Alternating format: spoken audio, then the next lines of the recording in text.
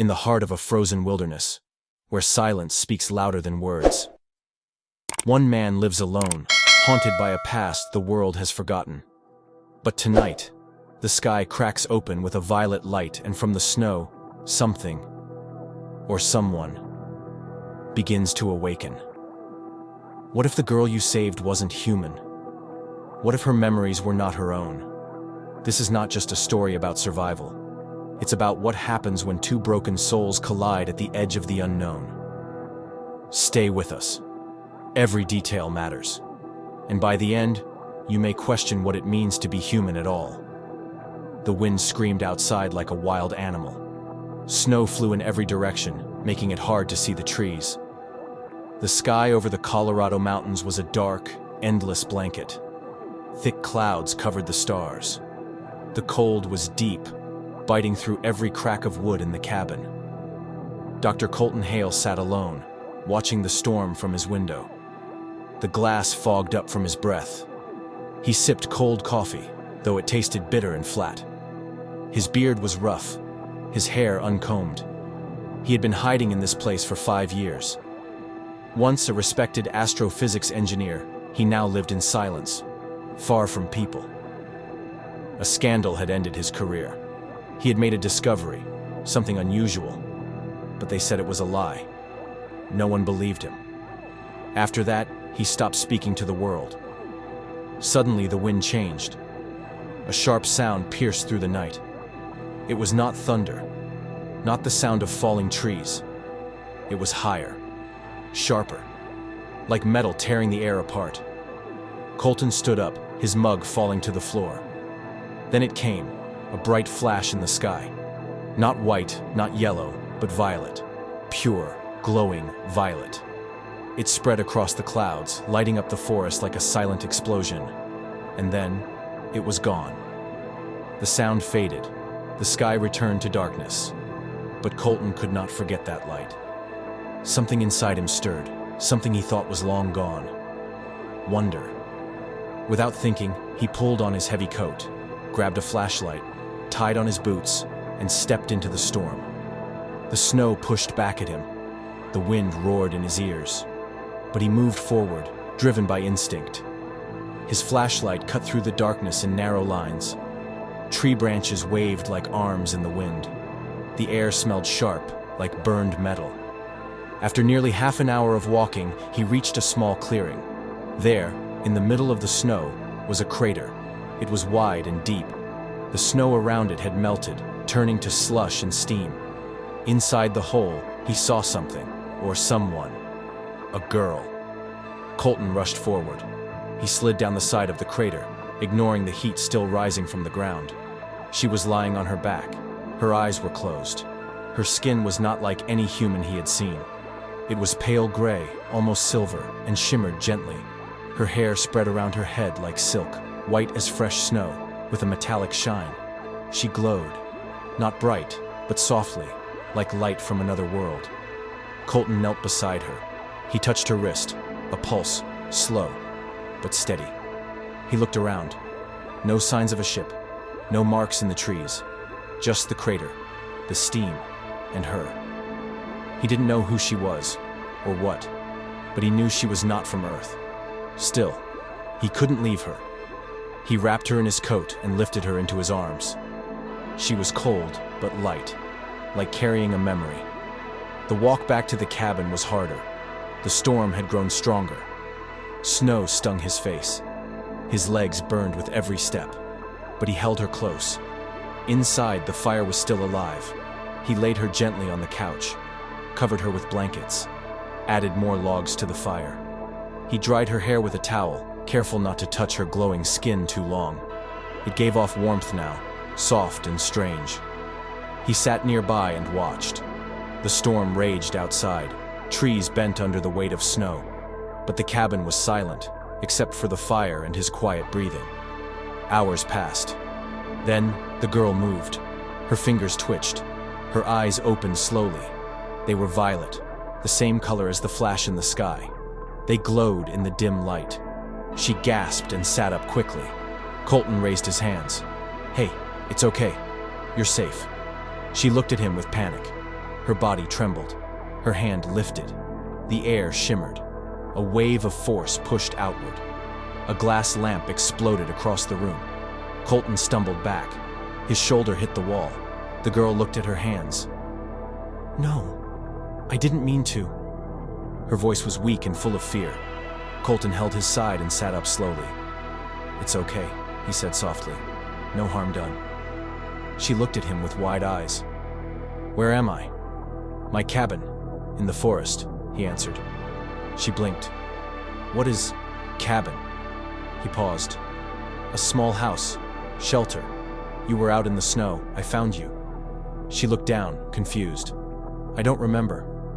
What's your name?" "I think—" Naira, he said gently. "I'm Colton." She tried to stand, but sat down quickly. "My head, it hurts." "Don't push yourself. You need rest." He went to the kitchen and made hot cocoa. When he gave it to her, she stared at the cup. "It's warm," she said after touching it. "Taste it," he said. She took a slow sip. Her eyes lit up. "It's sweet. Cocoa. It helps with cold. And fear." She looked at the fire, still holding the mug. "I feel both." He smiled just a little. He brought her a thick hoodie. She put it on. It swallowed her frame. But she looked more human now, more real. They sat in silence. The fire warmed the air. Snow tapped gently on the windows now, softer than before. Naira turned to the window. "I keep looking at the sky," she said. "It makes me feel something is missing. Something I lost." "Your memories?" he asked. "Maybe. Or something more." Her voice trembled.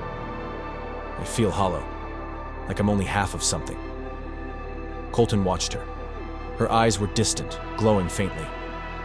"You don't remember where you came from?" he asked. She shook her head. "Only the name, Naira, in stars, a feeling of falling, then cold, then nothing." He sighed. "That light in the sky, was that you?" "I don't know." Colton looked at her carefully. "You're not like anyone I've ever met." She looked down. "Am I dangerous?" He didn't answer right away. Then he said, "I don't think so. But you're different." "I'm sorry I hurt you," she said quietly. He touched the bruise on his shoulder. "It's okay. I've been through worse. At least this time it wasn't my fault." She looked at him, confused. "Long story," he said. She nodded slowly, then turned her eyes back to the fire. "I don't know what to do," she whispered. He stared at the flames. "Neither do I." She looked at him. Her eyes searched his face. "You don't seem afraid," she said. "I am," he admitted. "But I think you're more afraid than I am." She blinked, then lowered her head. "I don't want to be alone again." "You're not." She looked at him. A tear rolled down her cheek. He handed her a tissue. She didn't seem to understand it at first, then wiped her face gently. "Thank you," she said. They sat together in silence once more. The fire burned low. The storm had quieted, but something new had awakened in the cabin. Not just fear, not just mystery, but something deeper. Something like a bond.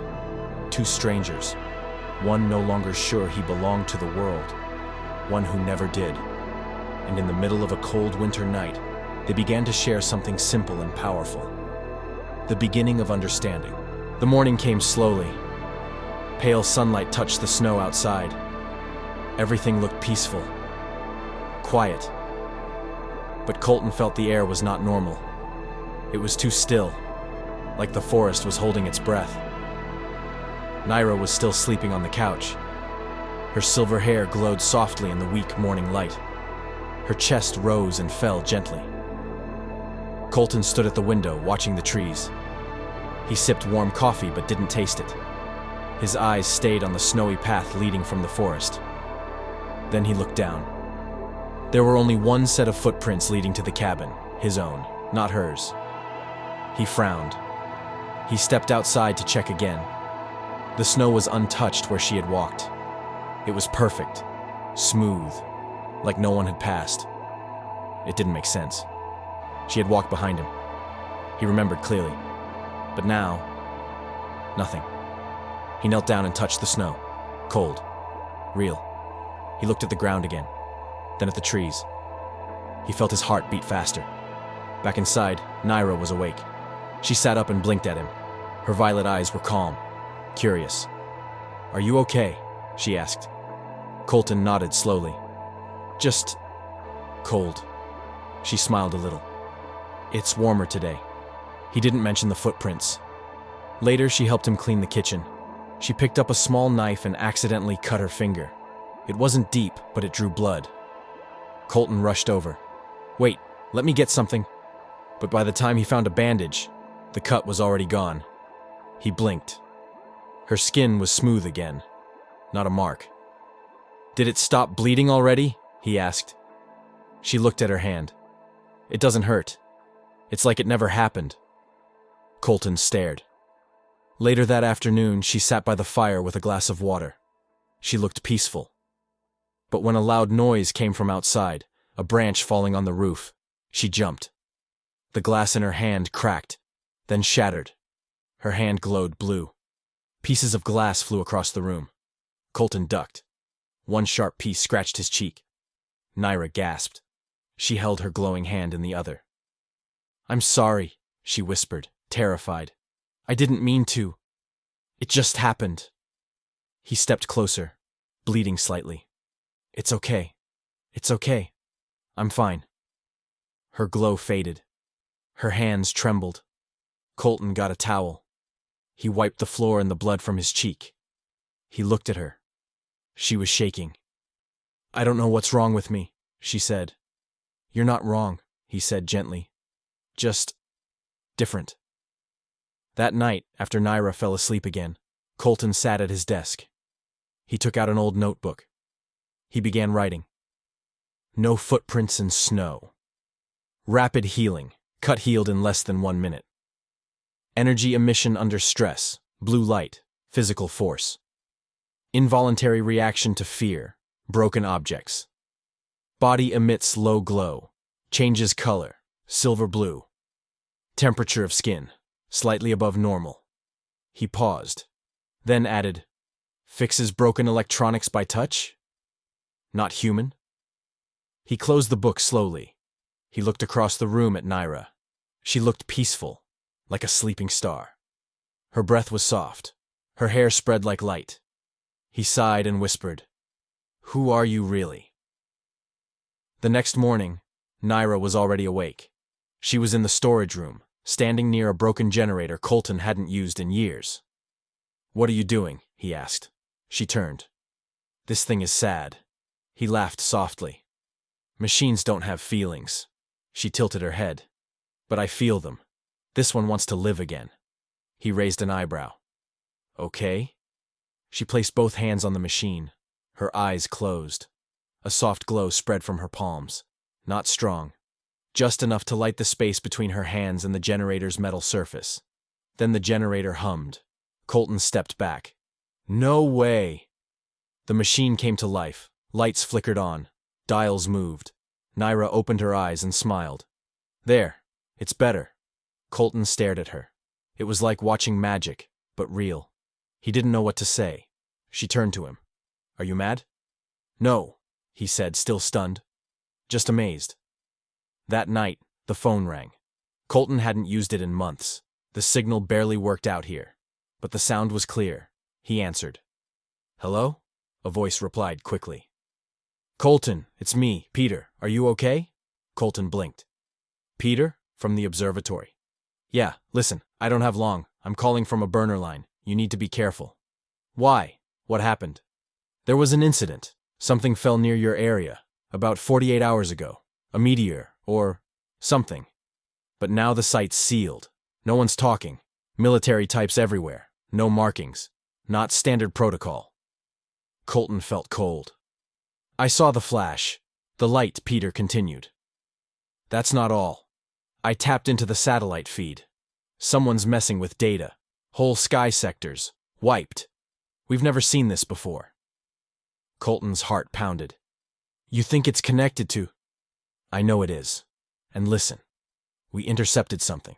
A transmission. Came from a deep space channel but rerouted through a hacked satellite. What did it say? Peter paused. Encrypted. But I got most of it. The message was short. It said, Subject 117 has escaped containment. Terminate on sight. Colton's blood turned to ice. Where did the message come from? I don't know. Not NASA. Not any known agency. This is deep black ops stuff, Colton. You need to stay away from it. Click. The call ended. Colton stared at the phone. Subject 117. Terminate on sight. He turned slowly. Naira was standing by the window. Her hand was outstretched. Snow outside lifted gently from the ground, moving like soft clouds. She whispered a strange melody. Her voice was light, sad. The snow obeyed her. It danced at her fingertips. She didn't see him watching. He stepped closer, slowly. What are you doing? He asked. She turned. Her eyes were wet. I was just remembering. Do you know what you're remembering? No, she said. But the snow, it feels like something I lost. The sound of it. The cold. It reminds me of a song I used to sing, maybe as a child, maybe not. Colton took a deep breath. He wanted to ask. He wanted to say, Are you Subject 117? But he didn't. Instead, he asked, Are you okay? She nodded. Just alone. You're not alone anymore. She looked at him. Really looked. Her eyes shimmered. Colton didn't know who she was, or what she was. But deep in his heart, he didn't feel afraid. Not of her. Only of what might come for her. And what it might do to both of them. The wind changed again that night. Colton felt it before he saw it. The forest outside was silent. Not peaceful, but tense. Even the trees seemed to stand still, as if they knew something was about to happen. Inside the cabin, Naira sat curled in a blanket near the fire. She hummed quietly to herself, the same melody she always sang when her mind drifted far away. Colton stood at the window, staring into the dark. Then he saw it. Not lights, not vehicles, shadows, figures moving between trees. Silent, fast. They didn't carry lanterns, no flashlights, no noise, just motion in the dark. Colton stepped back. Naira, get away from the window. She looked up. Why? We have visitors. She stood quickly. Her eyes glowed faintly violet. Then came the knock. Not loud, not polite. Just one. Heavy thud. Colton stepped to the door. Who's there? He asked, his voice sharp. A man replied from outside. We are from Project Leviathan. Colton froze. We have reason to believe you are harboring an unstable subject. Please open the door and release her into our care. Naira's hands shook. Colton stepped away from the door. You're not from the government, he said quietly. No, the voice said. We work for something higher, deeper. Naira moved beside him. They're not here to help. Colton nodded. I figured. The door burst open. 3 men in black stepped inside. They wore no badges, no names, only weapons and perfect silence. One pointed at Naira. Subject 117, return to base. Colton stepped in front of her. She's not going anywhere.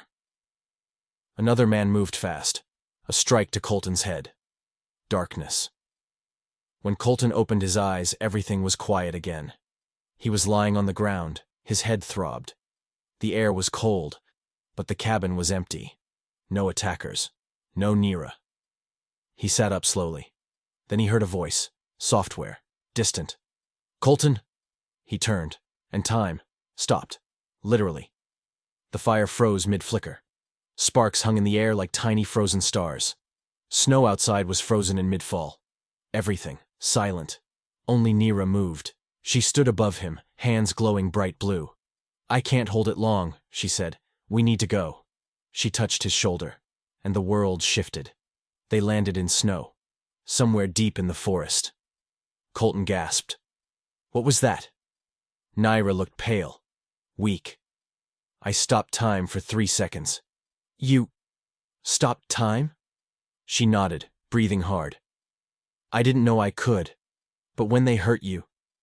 Her eyes filled with something strange, something human, fear, and something more. Colton touched her arm. Thank you.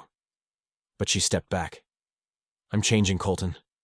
Every time something happens, I remember more. Colton looked around. The forest was quiet. Moonlight touched the snow. They were near a place he hadn't seen in years, the frozen lake, and on the far side, the ruins of an old observatory. Colton pointed. We'll be safe there. For now. They moved slowly across the frozen surface, their steps careful. Ice creaked beneath them, but held. Inside the observatory, the roof was broken. Snow had come through cracks in the walls, but it was dry enough to rest. Naira sat down. Her hand touched a piece of metal sticking from the ground. She froze. Colton turned. Naira? Her fingers closed around the metal. It pulsed with soft blue light. Then she gasped, and everything changed. She saw stars, endless stars. She floated in space, surrounded by color and silence. She saw herself, different, wearing a spacesuit, a patch on her shoulder. Lyra Jensen, pilot. She remembered. The mission, the lost signal, the crash. She had been human, a traveler through stars. Then came the beings, not of Earth. They didn't speak with words. They healed her, but not just her body. They changed her, merged something else into her mind. A piece of something cosmic, intelligent, alive. Naira was born from Lyra. Now she was both, and neither. She opened her eyes. Tears streamed down her face. I remember. Colton moved beside her. What do you remember? I was Lyra Jensen, an astronaut. I went on a mission through a wormhole. We lost contact. Everyone thought we died. She looked at her hands. They saved me. But they added something to me. A living force. Something beyond human. Colton sat down beside her. So, you're not an alien. I'm a person who became more than human. Or maybe less. He touched her shoulder gently. You're still you. Before she could answer, voices echoed through the trees. They're here, Colton whispered. Outside, the black-suited men returned. This time, more of them. They circled the lake. One voice rang out. Subject 117. You cannot run forever. Colton looked at Naira. Can you fight them? I don't know. Colton reached into his old bag, pulled out a small device. What's that? A frequency disruptor. I used it in my old lab to scramble signal interference. Might mess with their tech. He handed it to her. Outside, lasers scanned the snow. Drones flew above the lake. Naira stood. She walked toward the broken glass dome of the observatory. Colton followed her. They want the part of me that doesn't belong here, she said. But they'll never understand what it means. She raised her hands. The air around her shimmered. The snow lifted. Colton activated the device. A sharp hum filled the air. The drones fell. The men shouted. Naira moved. She glowed brighter than ever before. Light pulsed from her body. A wave of force spread in all directions. Snow exploded into the sky. Weapons melted. Screams echoed. Then silence. Naira stood in the middle of the frozen lake. Her light faded. She fell. Colton ran to her, held her in his arms. Her eyes fluttered open. I'm okay, she whispered. Just tired. He smiled, even as tears filled his eyes. You did it. She nodded, then closed her eyes again, and the night fell quiet. The fire crackled softly inside the old ranger station. The room was dim, warmed by flickering orange light, and the soft sound of snow tapping gently on the windows. It had taken Colton hours to bring Naira here, through frozen hills and quiet valleys. Her body had been so still, her breathing so light, he wasn't sure she would make it. But now, She slept. Wrapped in blankets, her head rested on a small pillow, her silver hair spread across the old wooden bed like strands of moonlight. Her skin no longer glowed, but it shimmered faintly under the firelight. Colton sat close, watching. He hadn't slept in over 24 hours. His legs ached, his arms trembled, but he couldn't stop looking at her. He had never seen anything like her, and yet, somehow, he felt like he had always known her. She stirred. "Naira," he whispered. Her eyes opened slowly. That familiar violet light flickered to life, dim but steady. "Where am I?" she asked. "Safe," he said. "We're in an old ranger station, off-grid. My friend owed me a favor. No one knows this place exists." She tried to sit up. He helped her. Her hand touched his. She looked at it, then looked at him. "I thought I was gone," she whispered. "I thought so too," he said. "But you're still here." She looked down at herself. "I can't feel it anymore. The energy. The light. It's quiet inside me." Colton reached into his coat and pulled out a warm drink. "Your body's recovering. Whatever you did. It took everything out of you." She took the cup. The smell of hot chocolate filled the room. She smiled faintly. "You always make this when I'm scared." "It's all I know how to do," he said. She sipped slowly. Then, after a pause, she spoke again. "I remember more now." He looked up. My real name. It was Lyra Jensen." Colton nodded slowly. "Lyra. That name, it suits you." She held the mug close. "I was part of a mission. I volunteered for it. I wasn't forced. I wanted to explore. I wanted to touch the stars." Her eyes shimmered. "But I didn't come back the same. I became something else. Something not fully human." He stayed silent, listening. "And yet," she continued, "when I saw you again, when I saw your face, I remembered what it felt like to be human. Not the facts, not the name, the feeling." She looked up at him. "You remind me of what I was, what I am." Colton's chest tightened. He leaned forward, elbows on his knees. "Well then," he said gently, "why don't we start from there?" She blinked. He reached out and touched her hand again. "Start again. Together." She stared at him. Her lips trembled. Then she gave a small nod. There were no big promises, no loud words, just the touch of two hands across a small table. But in that touch, something bloomed. Something strong and quiet. It wasn't just gratitude anymore. It was connection. They stayed in that ranger station for the next few days. Resting. Healing. Talking in low voices. Reading old science books Colton found in a back room. He watched her smile again. And each time she did, he felt his chest grow lighter. At night, she stood at the window and watched the stars. Sometimes she would hum the same strange song from before. It always made the air feel softer. Colton didn't ask where it came from. He just listened. Once, he caught her fixing a broken antenna on the roof. Her hands glowed faintly, the old metal humming with quiet energy as it came back to life. "You're getting stronger," he said. "I'm learning to control it now," she replied. "It listens to me more than it used to." Colton smiled. "Good. I think we'll need that someday."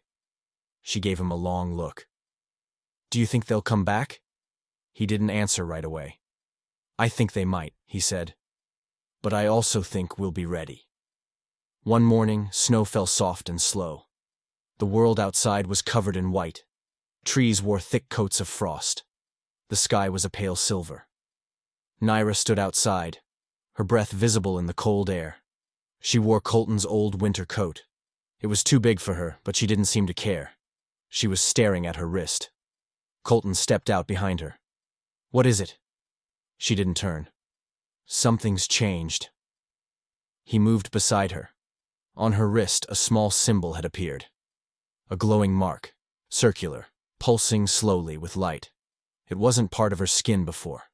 Now, it looked alive. What does it mean? He asked. She shook her head. I don't know. It started yesterday. But now, it's getting brighter. Is it calling you? Maybe. Or warning you. She turned toward him. I don't want to leave. Not now. But I'm afraid that something out there still wants me back. Colton stayed quiet. Then, softly, he asked, If they come back, will you go with them? She didn't answer at first. Then she reached out and took his hand. Her fingers were cold, but steady. I'll stay, she said, as long as you need me. He looked into her eyes. I do. She nodded. Then I won't leave. They stood there, side by side, under the gray sky. The world around them was frozen and quiet, but inside, there was warmth, and something stronger than fear. Hope. Somewhere beyond the trees, signals traveled through space. Someone, or something, might still be watching, waiting. But for now, it didn't matter. What mattered was this moment. And the two lost souls who had finally found each other, here, at the edge of the known world. Somewhere out there, something is still watching. The signal has returned. The sky is shifting. And yet, they remain. A scientist with nothing left to lose. A girl who used to be human, and still might be. What brought them together was fate. What keeps them together is something deeper. But tell us, if you were in his place, would you have let her in that night? And if you were her, would you ever tell him the full truth? Leave a comment below, because this is only the beginning.